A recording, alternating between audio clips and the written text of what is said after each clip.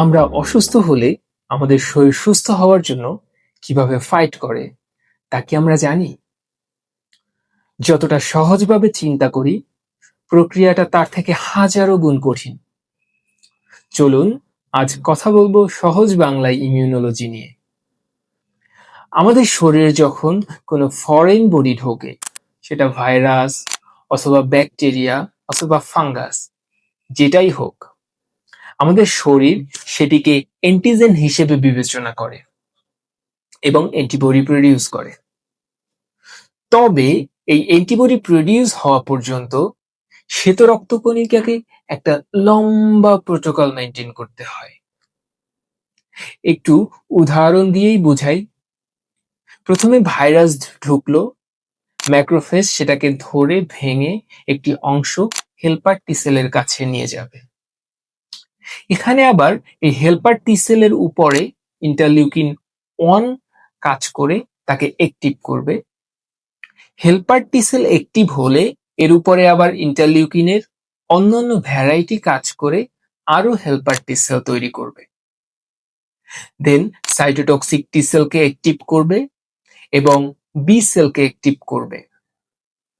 আর এই B cell থেকে plasma sell আর memory sell তৈরি হবে।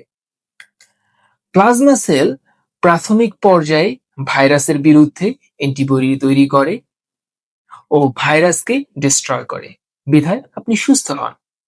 আর পরবর্তী সেম ভাইরাস দ্বারা আক্রান্ত হলে যেই মেমোরি সেল তৈরি হয়ে আছে, সে অজস্র অ্যান্টিবডি তৈরি করে ভাইরাসকে মেরে ফেলে, বিধায় আপনি আর অসুস্থই হন না। তো মাথাও লেগে গেছে না? এবার আসেন আসল কথায়। এতক্ষণ বললাম শুধু আপনাকে জানানোর জন্য যে আপনি অসুস্থ হলে আপনার শরীর কতটা মেটিকুলাসলি কাজ করে। এরকম করে প্রতিটা ডিজিজের ক্ষেত্রে আপনার শরীর ভিন্ন ভিন্ন স্টাইলে কমব্যাট করে থাকে। আপনার কি মনে হয় এই এত সূক্ষ্ম মেকানিজম দ্বারা তৈরি মানুষ এমনি এমনি তৈরি হয়েছে? এসব চিন্তা করলে তখনই মনে পড়ে যায় আমার রবের কথা, যিনি বলেছেন, ফাবিআইয়ি আলাই রাব্বিকুমা তুকাজ্জিবান।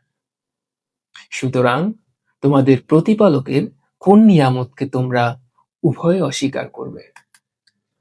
তাই আমাদের উচিত সত্য ও সঠিক পথে চলে আমাদের শরীরকেও পরিচ্ছন্ন রাখা ও রবের পরিপূর্ণ হক পালন করা।